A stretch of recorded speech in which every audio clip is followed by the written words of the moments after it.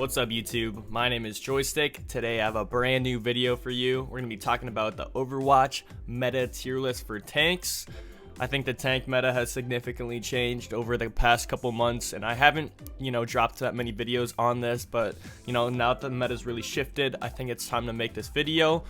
So let's get into it. First off, I want to start with putting Wrecking Ball / Hammond at the top at S tier.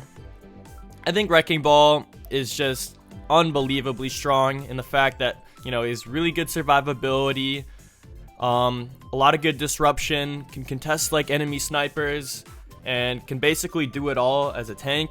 And I think that's why he's like the most sustainable tank in the game right now.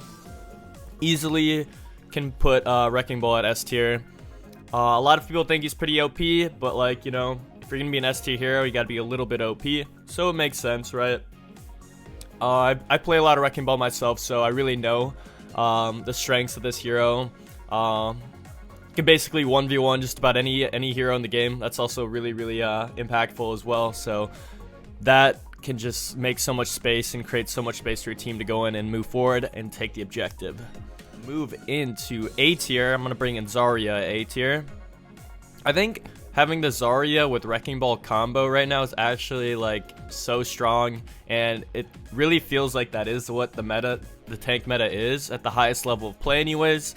Wrecking Ball Zarya, basically what you do is you bubble your Wrecking Ball in, he pile drives the enemy team, and you get your Zarya that high energy.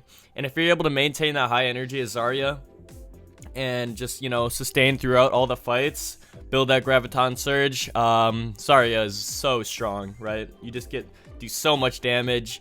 You can beam down tanks, you can take 1v1s, and you can keep your team up if you're really good at bubble management, right? So I think Zarya really takes that A tier spot, not quite S tier, because I don't think Zarya is amazing in every situation. But the majority of the time, I think Wrecking Ball and that Zarya combo, really strong. Next, I want to bring in Sigma at B tier. I think Sigma kind of fell off from being S / A tier in the last couple videos that I made. I think Sigma, took that huge hit with the nerf to his shield. So I think that really brings him down at least a tier. I could, maybe even say he's B- at this point. But Sigma is still decently strong if you're good positionally wise and managing your shield correctly. I think Sigma is still really good in that aspect of, maintaining space and holding it. I don't think I love running Sigma on a lot of the maps, because I think you'd rather run a Wrecking Ball with the Zarya, obviously, ideally. But I think Sigma still finds value pushing the objective, protecting your team, and really just sustaining as a tank in general. I think he's still really good in that aspect. We'll bring in Roadhog. I'm bringing Roadhog into B tier. Almost, I want to put him at C+, maybe even, but I think if you're good enough at Roadhog, you still find a lot of value in this meta. Punishing targets from being out of position, and if you're good at landing your hooks consistently, that is also just a plus in itself. And I think Whole Hog is still a good ability just for living and booping targets out of position, helping your team out, create that space. I think Roadhog is still pretty strong in some situations, especially if you're playing against a team that isn't coordinated. Roadhog can really punish that and really punish those mistakes, and I think Roadhog is still strong in that sense. I'm gonna bring in D.Va at low B tier, probably a B- here, maybe C+ even. I think D.Va is kind of in a spot where she could be good soon, but she's not quite there. I've seen a lot of good D.Va play, especially in the Grandmaster and top 500 level, and I've seen them seeing good D.Vas get value, but it really is up to your individual skill, I believe, because this hero is really easy to feed on. If you don't really know what you're doing, you're not gonna get a lot of value, you're not gonna do a lot of damage, and basically you're gonna be out of your mech the majority of the time. So it really depends on what your experience is with D.Va. I think if you are an experienced D.Va player, you definitely can find that value still, and definitely create space, open up opportunities with D.Va Bomb, etc. But, at the end of the day, I don't really recommend this pick in the current meta. Winston, C tier. almost B. I want to say C plus, maybe B minus, because there are times I think Winston is pretty strong in the current meta, and you want to run like Winston with Zarya just so you have that double bubble action. I think, you know, Winston is just like, it's just hard to run Winston because there's so many like burst things. Like there's so many things he could get bursted down by, right? Like hit scan's still pretty strong, right? Echo is still pretty strong. Like if you're able to like positionally be, you know, strategic and know what you're doing, and like, you know, building that primal rage and sustaining in the fight long enough for you to actually get value without dying instantly, I think Winston's pretty good. Unfortunately, I want to move him up to B, but I think he's not quite there yet. He's really not quite there.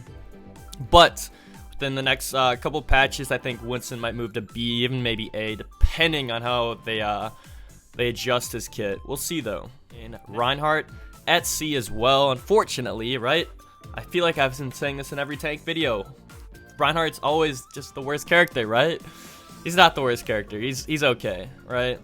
Earth Shatter, you know, it's still not the best ability, but like if you're good at Reinhardt and you know what you're doing, and if you have like, you know, the right team composition around you, if you're running that full brawl composition, Ryan is still pretty good, right?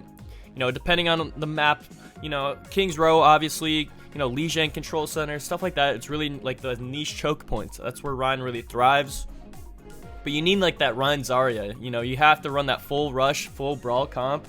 Otherwise, you're just not going to do anything on this character, unfortunately, and he dies instantly, right? So, great character, by the way. Orisa, I'm going to put Orisa at D tier for now, but I think it's just because, like, you know, the meta has shifted so much. Like, Orisa was, like, S tier, A tier, like, literally 2 months ago, but now she's just dropped to the bottom. Just because double shield isn't really meta anymore, and that's where she was really best. You know, the DPS comps and the tank comps have really changed. I think there's no real reason to run Orisa right now except for playing like Junkertown maybe, like, or like Havana. Like it's just, there's so many like spots where you could just run like a better tank and you would just get more value instantly. So I think Orisa definitely falls down to the D tier. Maybe I could even bring her up to C because she isn't awful. She's definitely not an awful tank, but depending on like what your other off tank is, like if you're running Orisa with like anything else, it's not gonna work that well, right? So I think Orisa is kind of a niche pick right now, but that's okay. I think the meta should be shifting, and that's good for the game, healthy for the game. Alright guys, thank you for watching. I hope you guys enjoyed this video, and I will see you guys in the next tier list video. Make sure you guys follow on twitch.tv/joystick. We did just get Twitch partnered. You know, the streams have been popping off, and I really appreciate you guys supporting the stream, and I'll see you guys there.